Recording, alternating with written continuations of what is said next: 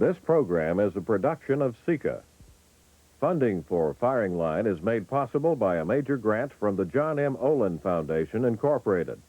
Additional support is provided by the Mobile Corporation, Monarch Financial Services, Incorporated, Farley Industries, Incorporated, Payne Weber, the Friends of Firing Line, and by the financial support of viewers like you.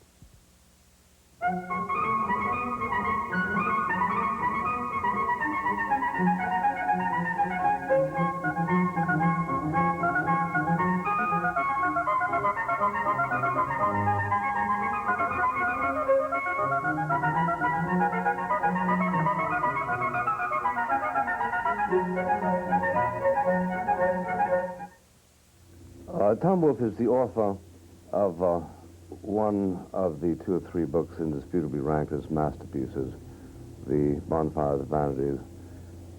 He is the author of a half-dozen other books with titles as flamboyant as his characteristic dress, though one book, Right Stuff, settled instead for adding a term to the English language. All of us now aspire to being made of the right stuff. He is, by the way, a Southerner, as you will note, and a Ph.D. in English literature, as you will also note. Bonfire, as we'll call it, is a story of New York City, more detailed and more illuminating than a Baedeker, and I propose to ask whether there is a thesis in Bonfire. The thesis of Charles Dickens' books on London seem to me to be that that city was a home not only of opportunity, but of knavery, squalor, and even sadism. Tom Wolfe tells us that New York is a concentrate, if you like, of greed, politics, selfishness, racism, and even courage. But I'm anxious to hear from him whether his intentions are purely those of a portraitist, which was not the case with Charles Dickens or Emile Zola or Sinclair Lewis, to mention only 3 novelists. Mr. Wolfe? Well, certainly when I started out, my only aim, although I considered it a big one, was to see if I could put everything that I found extraordinary about modern-day New York between covers. And I certainly didn't Extraordinary or distinctive? Extraordinary, well, extraordinary, or well, for instance, greed is not extraordinary. But in the period I was writing about, now that we're talking about the 1980s, it was. In fact, I suppose if there was, it was not a thesis when I started out, but I found that everything that I looked at, I began to analyze in terms of the money fever that I saw in New York. I didn't sit down to write the book saying, this is a period of money fever, I'm now going to show you the period of money fever, but I spent a long time doing research. I went around the city to practically every type of neighborhood that I could think of, and I tried to cover all social levels, and I continually saw the same thing in operation. This the idea of that this was a time in which you should have money. And let me, if I may, just cite what to me was a crucial point in the book. I don't think it stands out that way when you read it. There's a scene in which the young assistant district attorney in the Bronx, Larry Kramer is the name I gave him, is walking to the subway to go to work in the morning. And he reaches a very swell-looking apartment house. I actually picked number 44 West 77th Street, which is a terrific building. And out comes one of his old classmates from law school, whom he hasn't seen since he graduated from Columbia. And this young man, his age, his classmate, he's less than 10 years, fewer than 10 years down the line, is coming out of this wonderful apartment building in a wonderful Chesterfield overcoat and a $500 leather attaché case. There's a hired car waiting for him. And he had contempt for this classmate when he was in law school, because he knew he would be heading off to Wall Street to make a lot of money by crossing the T's and dotting the I's to a lot of arbitrageurs and fragrant franchises and so on. Whereas he wanted to go into public service. He wanted to go into the district attorney's office. He wanted to go into plunge into the lower depths, knowing that he would be making practically nothing. In fact, it was of $36,000 a year. And he knew that his old classmate by now was making $150,000 a year. And even though everything had worked out precisely as he had envisioned it when he was in law school, he couldn't stand the thought of confronting his classmate in his swell circumstances while he was wearing a pair of pants a couple of inches too short, had on a scuffed pair of shoes, an old battered briefcase, and a dirty raincoat. The money fever had gotten even to someone who had dedicated himself to public service. And I think this was quite typical of New York in this period. You could even see it in the slums. Well, I don't doubt that it's typical, but I question whether it's distinctive. It seems to me, for instance, that differences in finery were almost universally used during the 19th century to distinguish members of different classes, so much so that it was thought presumptuous to overdress if it seemed to exaggerate the social status to which you actually belonged. I found in Bonfire a kind of preoccupation with human appetites of a kind that I tend to have associated with most societies most of the time. If you travel to Singapore, if you travel to Hong Kong, if you travel to London or Paris, and God knows if you travel to Geneva, you see, it seems to me, the kind of preoccupation with economic ascendancy that was characterized here. Now, if Bonfire's thesis was that New York made this kind of thing possible with a kind of a propulsive speed uncharacteristic of other societies in which economic metabolism is less sharply exaggerated, then that's something else. But you weren't really saying that, were you? Well, there are two things, though, that are distinctive. One is the level of prosperity in New York in the 1980s, and it hasn't ended yet, by the way, shouldn't keep talking in the past tense, is beyond anything, I think, certainly in the history of this country. Of this country, but not of other countries. Well, probably not. I mean, everything has happened in China at least 2 times, but... or England. I'm sure. Well, if you go back to Regency England, you'd see something more extreme, probably, but not in this country. So that suddenly we've reached a point where you can be sure at this moment, you know, that your electrician or your burglar alarm repairman is right now in Puerto Vallarta or St. Kitts or Barbados with his 3rd wife, having a little designer water before dinner. So that was one thing. But the other thing is we had just been through what was, in a way, a more extraordinary period in which it was bad form, I would say from about the late 60s through the 1970s, to show wealth, to show naked ambition or just or to be ostentatious was very bad form. That came to an end in the 1980s. The era of the debutante in blue jeans was now over. And it became time to cut loose, and became perfectly okay to cut loose. And it also, as an example of this prosperity, you have the spectacle of young people, mostly male, in their 20s, in investment banking houses, making more than $1 million a year. I had the main character in my book, Chairman McCoy, has $1 million a year, making $980,000 a year, and he was the #1 producer in his bond department in this great investment banking house. I can't tell you how many Wall Streeters came up to me and said, "Are you kidding? He's the biggest producer in an investment banking house of that size, and he's only making $980,000 a year." Yeah. Come on. No, I don't doubt that those heady sums of money were more available during the 80s, but to the extent that one is making extra economic points, which you always are, I find myself clamoring for a thesis. The America of Newport between 1900 and 1910 was every bit as concerned with ostentatious display as anybody I can think of on Park Avenue. In fact, more so because they had a better opportunity to display their wealth by having hugely visible castles to live in.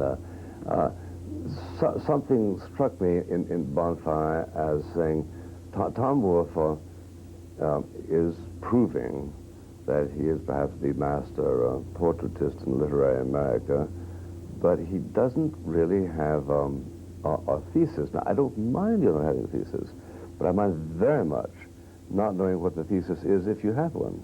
Well, as I mentioned at the outset, the book was never intended to be the illustration of a thesis. But now there are certain things that I discovered, I like to think inductively as I did my research, that perhaps end up forming a thesis. For example, I found that there was a great irony in the fact that in a period of enormous wealth, such as the 1980s, that what used to be thought of as advantages for wealthy people, such as my hero Sherman McCoy, having been born to a prominent family. His father was the head of a great law firm, having gone to St. Paul's and Yale and all the rest of it, becomes in the current political makeup of New York, a tremendous disadvantage once he falls into the machinery of New York politics, because the city has changed so rapidly. People who are thought of as having great advantages have no advantages in terms of power. But is that neat? I mean, it seems to me that's absolutely Sophoclean. The greater they come, the harder they fall. And somebody caught up in scandal is a choice victim of people who thought that he should have acted as an exemplar rather than as someone easily corrupted. Why is that different? Well, Sherman McCoy has no strings that he can pull. Yeah. Once he happens, by the way, to be innocent other than of adultery. Well, he didn't run probably over. would have been convicted of a minor felony, leaving the scene of an accident, failure to report. Yeah. Failure to report an accident. Yeah, the kind of stuff your lawyer takes care of while you continue working. In olden days. Yeah. But that is, if you happen to, suddenly if you happen to become what used to be thought of as a position of advantage, a position where presumably if you had all other advantages, you also had political influence. Yeah. This is simply not true any longer. New York and many large cities in this country today are like resort communities in that the wealth, the prestige, celebrity, the high life, luxury belongs to one set of people. Political power belongs to the natives. Mm-hmm. And the advantages of the swell life are yours only so long as there is no conflict, as in a resort community, with the native. Well, how many tripwires are out there?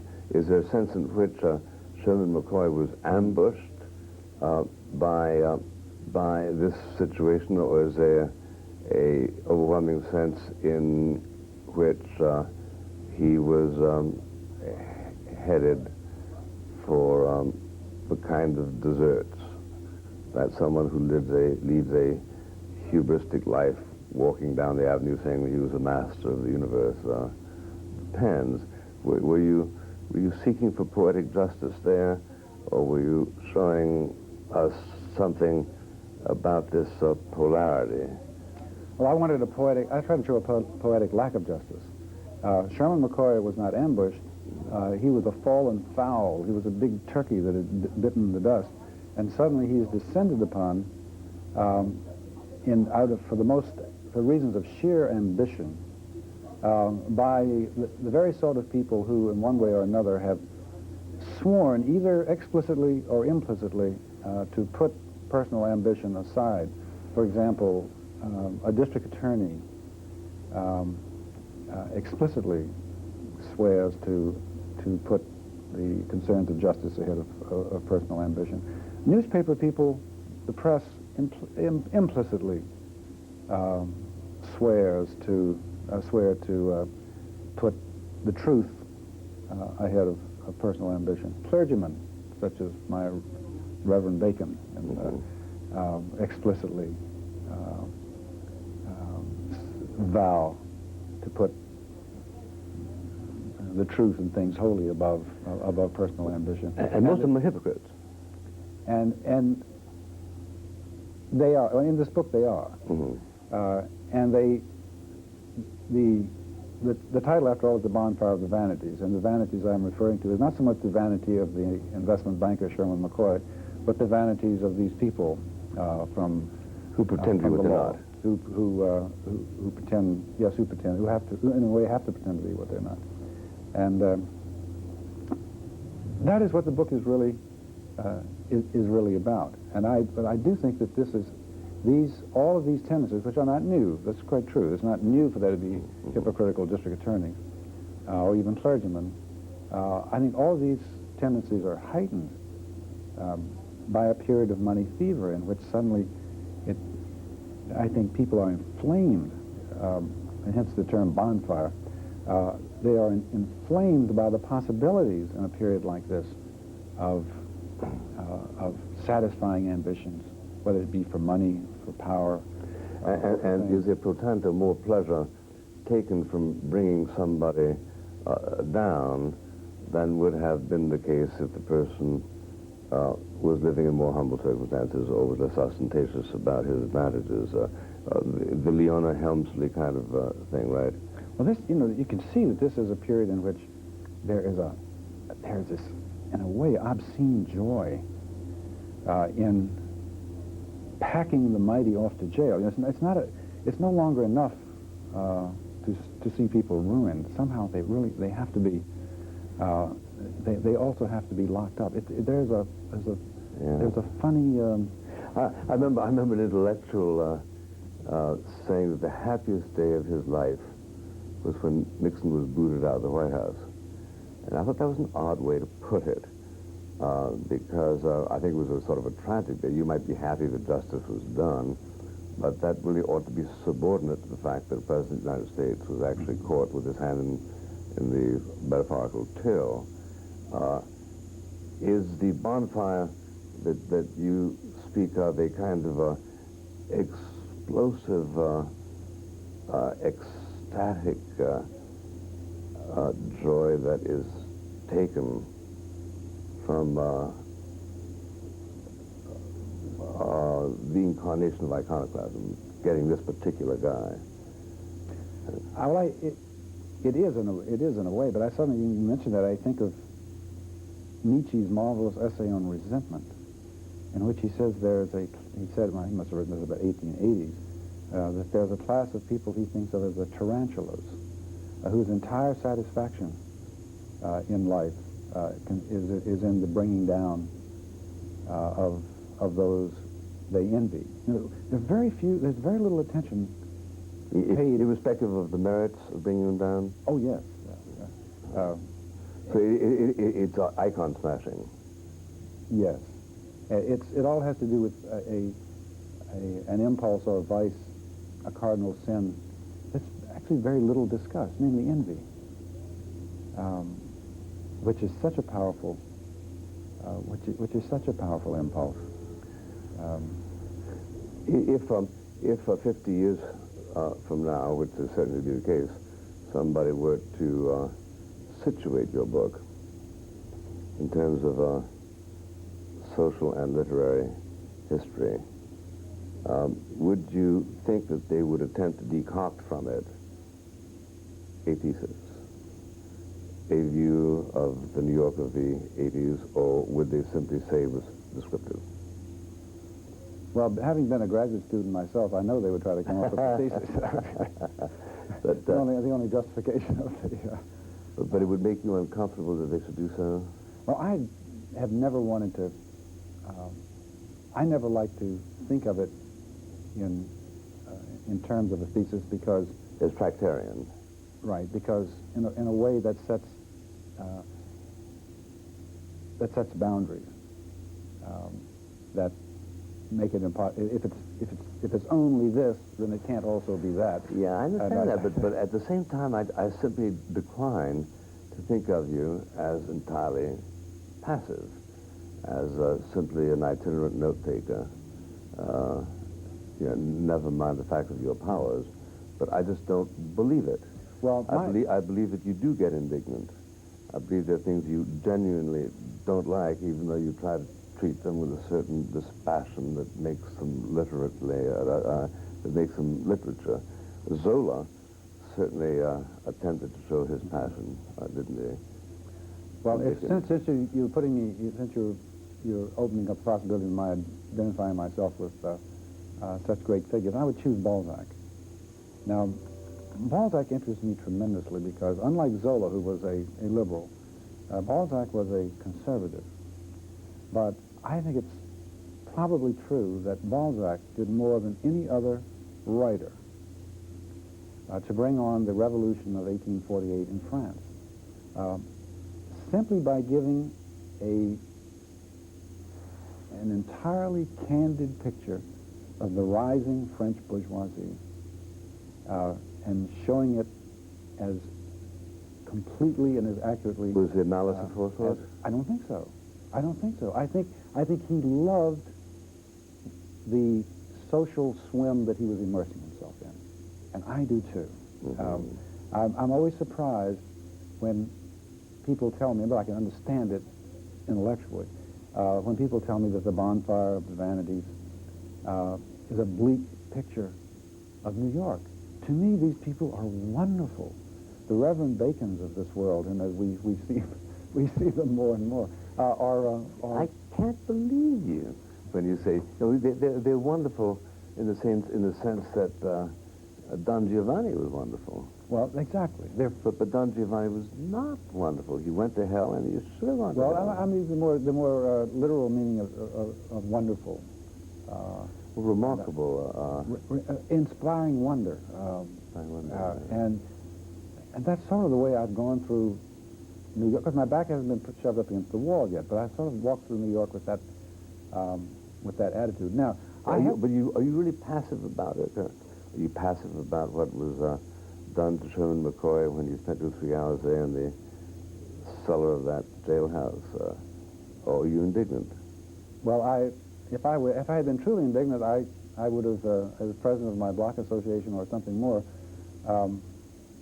tried to do something about I do think it is absolutely terrible the way people who have not yet been convicted of anything are dealt with in the criminal justice system. But I suppose it hasn't made me angry enough to turn it into a court. I think I have my hands full just trying to somehow discover what is. Or do you think that the depiction of it, as with Balzac, is enough to energize other people to do their 1848 bit? And I can't give myself that much exercise. No, I would like to. I'd like to be able to say yes, I am looking out for society in this way, but I would not be honest about that. To me, it is a grave mistake for writers to proceed with the thought that they are going to correct anything.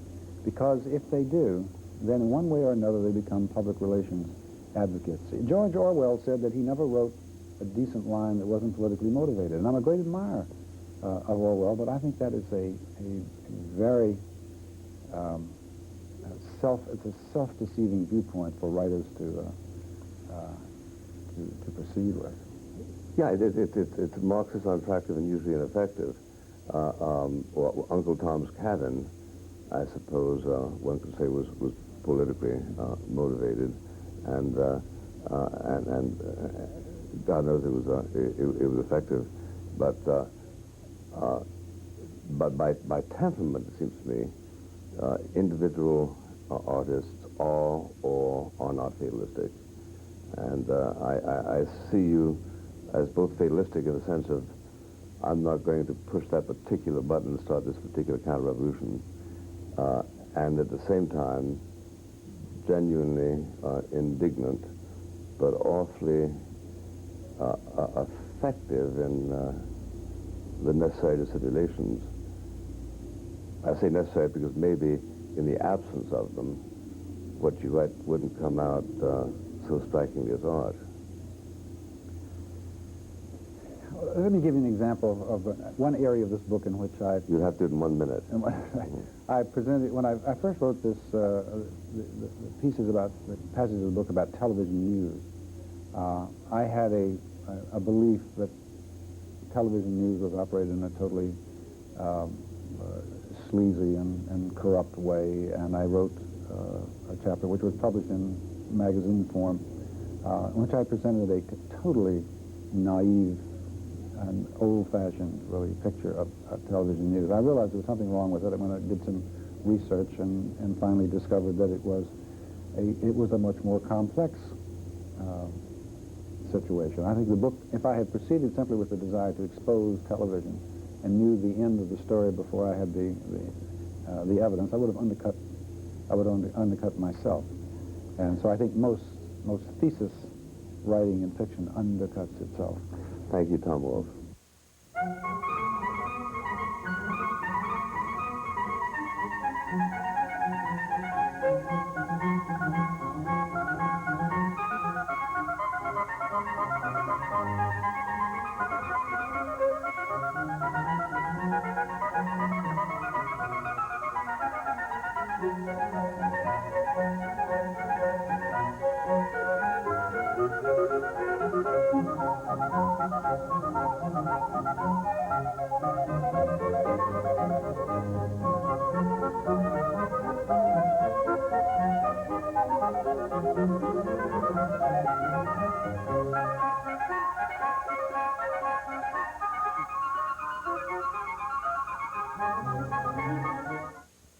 Funding for Firing Line is made possible by a major grant from the John M. Olin Foundation, Incorporated.